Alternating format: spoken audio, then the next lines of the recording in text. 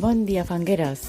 Amb aquest petit vídeo que us mostrem avui, us volem ensenyar aquelles coses que no es veuen en el nostre dia a dia, les coses que passen a vegades desapercebudes i que també hi són en un taller de ceràmica.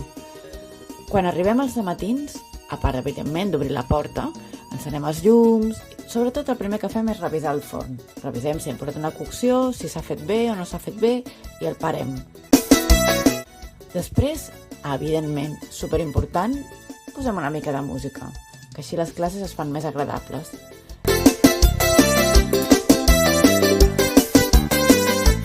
I acte seguit hem de començar a fer la primera tasca invisible, que és aquella de recollir les coses que estan escorrent-se del dia anterior.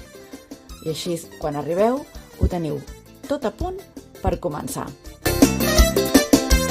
Que tingueu un bon cap de setmana!